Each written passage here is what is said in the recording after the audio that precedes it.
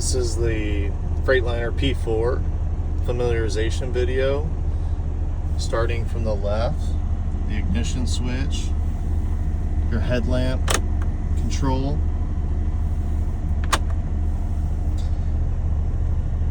on your left stalk switch, this is going to be for your wipers, your intermittent,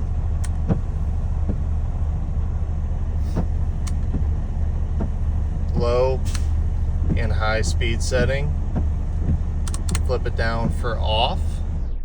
If your wipers are in either low or high, the cruise control will not work. Push in the button for windshield washer fluid. On the dash, you have your home screen, which shows your trip, your miles per gallon. It's also going to display your mileage, voltage, your ambient temperature outside. It's going to show whether you're in neutral, drive, or reverse. In this case, we are in neutral, and it is in economy mode. If you toggle over to the right, you will see your speed displayed and your driving distance from another vehicle. Vehicle settings is the next tab. It shows you some different gauges, such as your differential temp, your oil temp, etc. Your DPF, if you toggle down, will show your soot level for your DPF. Your locks, it'll display your differential locks on that screen as well. Toggle over to the right, it'll show if there is a software update that needs completed. In this case, no update is needed.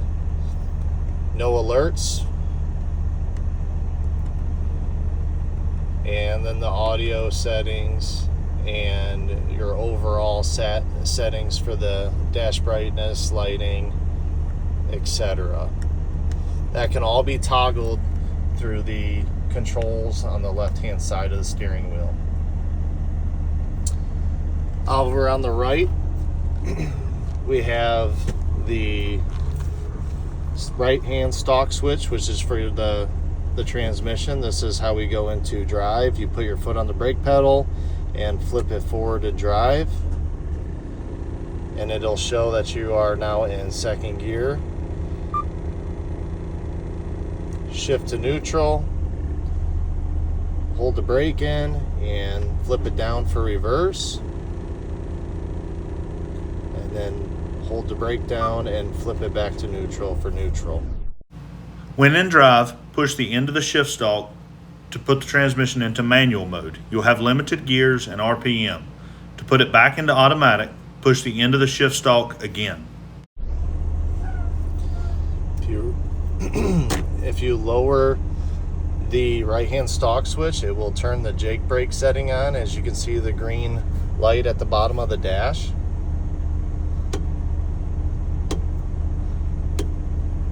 There is 3 settings for the Jake brakes, so depending on which setting you put it in, low, medium, or high. Over to the right, you have your dash lights, footwell light, utility light, dome light.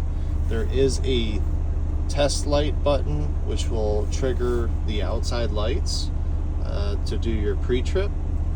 You have a hazard switch right in the middle, hill start aid, automatic traction control, and lane departure warning switch.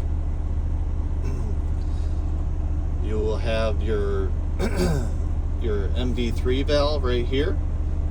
Over to the right, you will have the interaxle lock for their power divider, your kingpin release,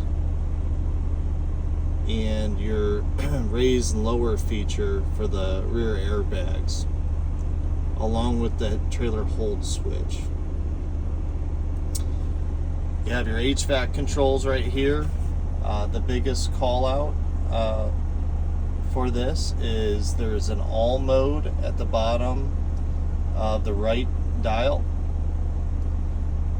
and then you also have your axle temp gauges right above that.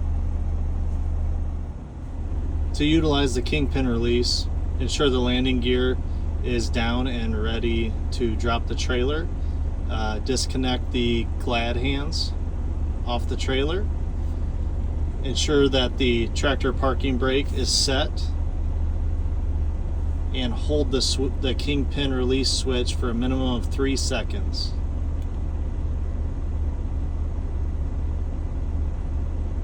After doing that, you'll receive a message on the dash that shows kingpin released, and you are good to drop the trailer.